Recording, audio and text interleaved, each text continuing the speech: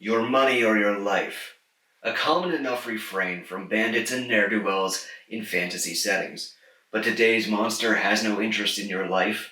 It will take those shiny metal pants you're wearing, though. That's right, today in Monsterpedia, we're diving into this classic D&D baddie, the Rust Monster. This particular model is the official WizKids version of the monster, thanks to today's sponsor CMO Games, but we'll get into that a little bit more later. If you're not familiar with this series of videos, I'll be teaching you everything you need to paint and play this classic D&D monster, as well as taking a little bit of a look into its backstory and throwing out some plots and story hook ideas you might be able to use. I'm excited, so let's get started. The Rust Monster sprang into life in the Greyhawk setting in 1974 as part of the Greyhawk supplement book. The original description of the creature didn't even come with a picture, and only really described it as being inoffensive and very fast. And though it has appeared in every single edition of D&D since then, there are reasons that the monster didn't originally come with much in the way of description. To quote Gary Gygax from Dragon Magazine number 88, "When I picked up a bag of plastic monsters made in Hong Kong at the local dime store to add to the sand table array, there was this figurine that looked like a lobster with a propeller on its tail. Nothing very fearsome came to mind. Then inspiration struck me. It was a Rust Monster." That's right, the noble tradition of picking up whatever cheap minis you can get your hands on and turning them into D&D monsters goes right back to day one and to the man himself. Rust Monsters are something of a legend among D&D players for being able to put some fear and caution into your players, and for being able to force them into using different tactics than they might otherwise do. But why is that? What is it about these humble-looking bug monsters that makes them so terrifying for the average party? Well, they break your stuff. Yeah, the Rust Monster has no interest in trying to kill you or eat you. All it wants is anything metal that your characters have on. You know, your weapons, your armor, your shields and your helmets. In the old school editions of this monster, it was a truly terrifying beast, in fact. Unlike modern D&D, the older editions could be quite harsh on players, and the Rust Monster was a fine example of that. It could destroy your weapons and armor, sure, but the old school version of the monster could also destroy magical items with relative ease. That includes both any MacGuffins your players might be carrying around for the plot, as well as your fighter's hard-earned collection of badass loot that is meant to help keep him in the fight against high-level foes. An entire campaign's worth of magical gear could easily fall prey to a Rust Monster if you weren't lucky. And on top of that, it might just eat all of your money. That family heirloom necklace your paladin wears, and the buttons and belts on your pants. That's right, it could not only destroy your character's inventory, it could pants you. The high school bully of monsters. And if that weren't enough, because it had no interest in actually killing you, the original monster design seemed to think it was perfectly fair to give the Rust Monster an armor class value comparable to a dragon. And if you did hit him, congratulations, the weapon you hit him with just got eaten by rust. Yes, really. If you encountered this bad boy and didn't change up your tactics immediately, your campaign was taking a dramatic turn, one way or another. But of course, that was the classic version.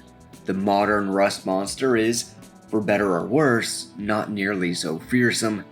While it can still sniff out metal, in fact, it's suggested that its sense of smell might be linked to magnetism, increasing in acuity based on quantity and purity of metal, it is no longer able to eat magical items. These days, the much diminished Rust Monster takes a full 5 hits just to consume a regular sword, with each hit making the weapon less effective until the 5th one finally destroys it. And while the rust effects, a permanent and cumulative -1 to damage rolls for your weapon each time it's struck, are still a problem, the chances of your weapon being completely destroyed are pretty low. After all, there's usually a party of adventurers attacking all at once, and the modern Rust Monster has a much lower armor class and a pretty tiny pool of hit points. On top of that, you now get to roll a simple DC 11 Dex save to avoid having your armor destroyed by the monster's attacks. Now this is a relatively easy save to make, and the chances of the monster never even scratching your precious armor are pretty good, even if you just charge straight into a fight with it. So while the old school version of this legendary beast might have been a game-stopping, martial terrifying showstopper of a monster that you could base an entire encounter around, the modern one is actually an appropriate encounter, mostly for low-level parties who aren't yet completely outfitted in magical gear.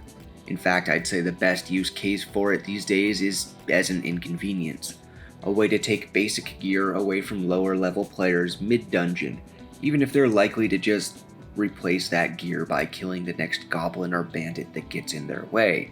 It still represents a chance to mix things up and introduce your players early on to the idea that there are different kinds of threats in the game, and that technical variety and forethought can be advantageous. So that covers what the Rust Monster can do mechanically, but what about the story elements? What are they? Where are they even likely to be found?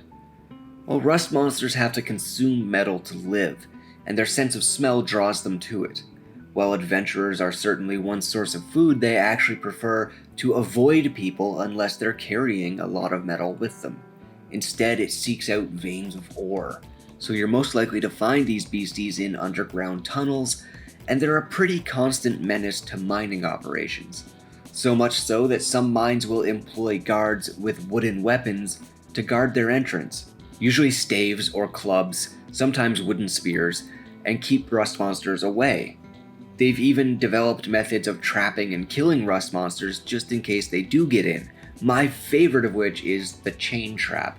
Here a wizard or other spellcaster, usually accompanied by some muscle with wooden weapons, will go into a mine or cave and lay out thick lengths of old heavy chains. The rust monsters will smell the metal and come running. They're completely disinterested in people, so they just ignore the spellcaster, who proceeds to light them up with high-level spells while they feast. It's believed that rust monsters actually fuel themselves using a process sort of similar to photosynthesis, except instead of water and sunlight, it uses sunlight and metallic oxides. Many believe that the monster is covered in a type of bacteria that can only coexist with that particular monster. That bacteria is what gives it the ability to corrode metal. Basically, the bacteria rusts the metal to feed itself, and the monster then consumes the rust. A perfect and horrible sort of symbiosis. Because they're covered in this bacteria, it's important to note that even after death, the rust monster can damage metal equipment for some time if you touch it. So any adventurer who gets too close to the body is in for a bad time. Rust monsters don't really form family units, or bond for life, or anything like that. They mate opportunistically, so their only serious driving biological imperative is for food, metal.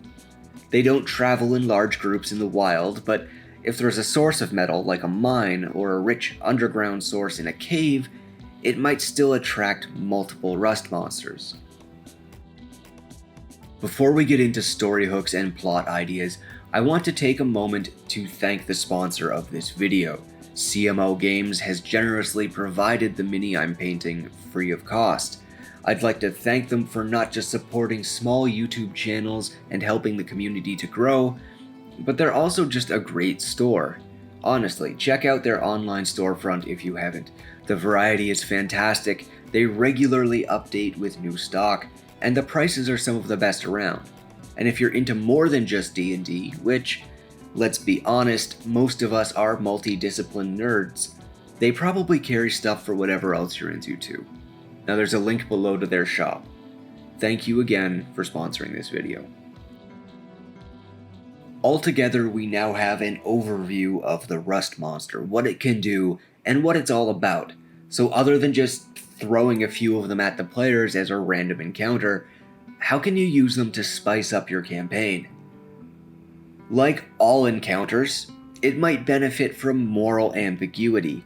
Maybe some rust monsters are causing trouble inside of a local mine. The mine boss wants the tunnels cleared so his men can get back to work. But while they're in town, the players see how the mine is taking advantage of people, getting rich off of the labor of the miners while paying them poorly and destroying their health. Mines are dark, miserable, and dangerous after all. Then when the players go into the tunnels, they not only find rust monsters, but also a group of angry Dorgar, or Drow maybe, who are furious that the local miners have accidentally opened a crack into a tunnel that leads to the Underdark. Maybe that's even how the rust monsters got inside in the first place. Or maybe that's a red herring and, in fact, some local dissidents purposefully released the rust monsters into the mine in an attempt to shut it down and drive the evil mining company out of town. In the end, the players can choose who to help and how, and perhaps hold the fate of an entire town in their hands. If you don't want to base an entire encounter around them though, you could always have a rust monster show up as the pet of a wizard or druid enemy that the party isn't expecting. They come in loaded for bear, maybe literally if it's a druid, and instead find they have to contend with a rust monster or two instead of just the spell power they were expecting. That's enough to shake up a fight and change the dynamics of a battle. For another more complicated idea, and I'll be honest, this is the one that really tickles me, how about a metallic dragon that accidentally eats a rust monster? The bacteria that thrive on the rust monster can actually live inside the dragon, and they begin consuming it from the inside out. The dragon is being kept alive by magic and by its incredible constitution, but it knows it's in trouble and it hires the players to find a cure for its situation. Maybe that's a rare herb, or maybe it needs help from a particular druid that it knows and trusts, and it requires the players to go find them. Or maybe that druid has even gone missing and has to be recovered on a separate adventure first. Either way, if the players take too long in their quest, rather than getting a reward and befriending a benevolent metallic dragon, they come back to find him transformed into something entirely new, an undead rust dragon, with the massive power and armor of a dragon, and a breath weapon that corrodes and destroys metallic items, including magical ones now that it's in possession of the dragon's magical powers. Or if you're looking to amp up the challenge, just go a step further than that. It's not hard to get your hands on the first edition stats for a rust monster and be inspired by them. The fearsome one with the high armor, the crazy hit points, no saving throws, and ability to consume magical objects. It would make a great ancient rust monster or dire rust monster to throw at your players, after an appropriate warning about it, of course. Throwing that at a party unprepared is just cruel. But you do you. Not every DM falls onto the good side of the alignment chart, I guess. Alright folks, thank you for watching. I hope you have had as much fun listening as I did painting and researching. If you liked this, let me know in the comments. Do you have a favorite encounter with a rust monster from your own campaigns? Or another clever way to use them that I didn't mention? Let me know. Alternately, if you have a favorite monster of your own, drop that below too. It's never too late to get it added to the list of possible Monsterpedia entries. If you've enjoyed this video, please like, subscribe, and share. It really does help out small YouTube channels like mine. If you want to go further in supporting the channel, there is a link below to buymeacoffee.com where you can throw a few dollars my way to help keep cool content coming. Thank you for watching, and I'll see you on the next one.